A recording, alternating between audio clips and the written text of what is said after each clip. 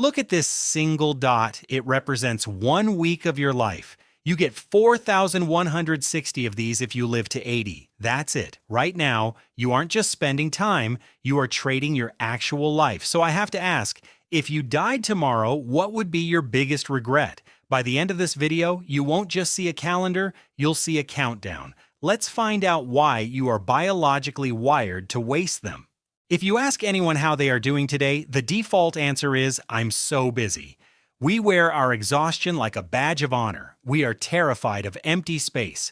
But there is a massive difference between being busy and being effective. Most people are stuck on a hedonic treadmill, sprinting after the next promotion, the bigger house, the faster car. You convince yourself that once you hit that milestone, you can finally start living.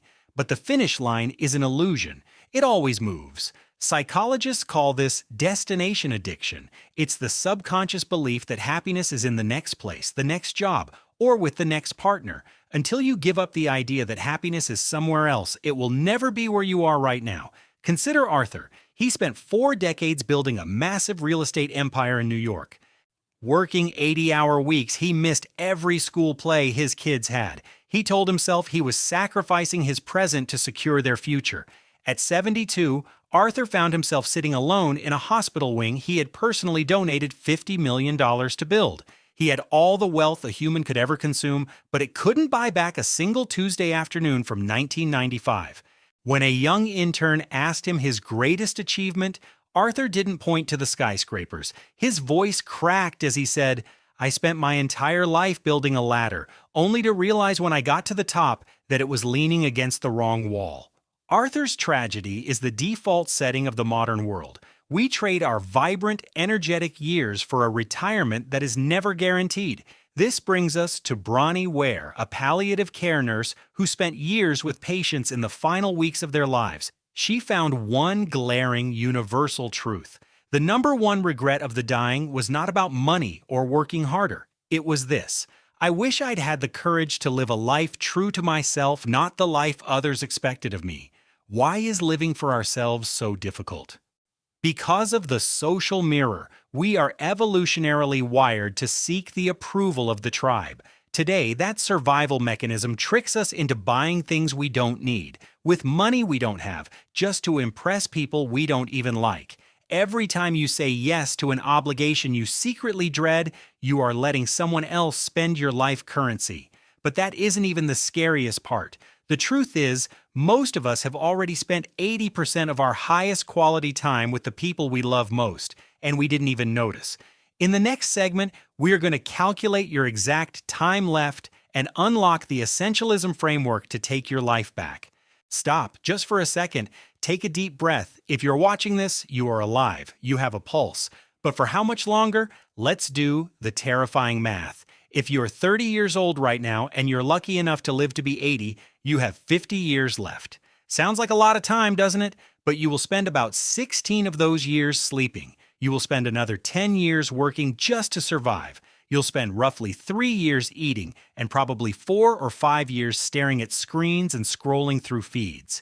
Your 50 years suddenly shrinks to less than 15 years of actual, free, waking life. And here is the hardest pill to swallow. Remember those people you love most? Your parents? Your closest childhood friends?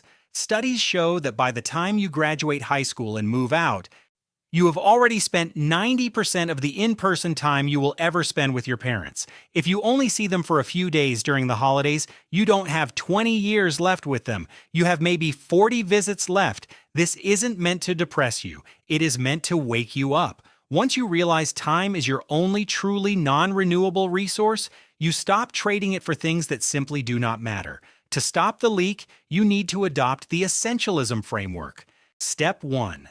The Hell Yeah Metric. Invented by entrepreneur Derek Sivers, the rule is simple. If an opportunity, a social event, or a project doesn't make you immediately say, hell yeah, then it is an absolute no. There is no room for maybe or I guess when your dots are running out. Stop giving away your life currency just to be polite. Protect your time like you protect your bank account. Step 2. The deathbed audit. Close your eyes and imagine it is your last day on Earth. You are surrounded by the people who matter most. What are you actually proud of? Whose lives did you impact? Did you create art? Did you love deeply? Did you take that risk? Write those things down. Those are your deathbed values. If what you are stressing about today doesn't align with that list, you are leaning your ladder against the wrong wall.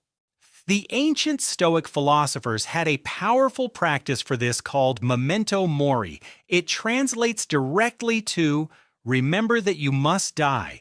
They didn't use this phrase to be morbid or gloomy. They used it as the ultimate filter for nonsense. When you truly remember that you are going to die, you stop caring about what strangers on the internet think of you. You stop fearing failure. You stop waiting for the perfect time to start that business, write that book, or tell that person you love them. The fear of death is the greatest tool you have to finally start living. Look back at the dots. Every single week, without fail, one of these dots disappears. You can't save them in a jar. You can't pause them, but you absolutely can choose how you spend them. Are you going to spend your next dot building someone else's dream, worrying about things you cannot control, and distracting yourself from reality? Or are you going to spend it creating, loving, and executing on what matters? The clock is ticking. Don't let your biggest regret be that you waited until the end of your life to start living it. If this video shifted your perspective today, hit the subscribe button. We are building a community dedicated to mastering our minds, our time, and our lives. Share this video with someone who needs a wake-up call today. Your next dot starts right now. Make it count.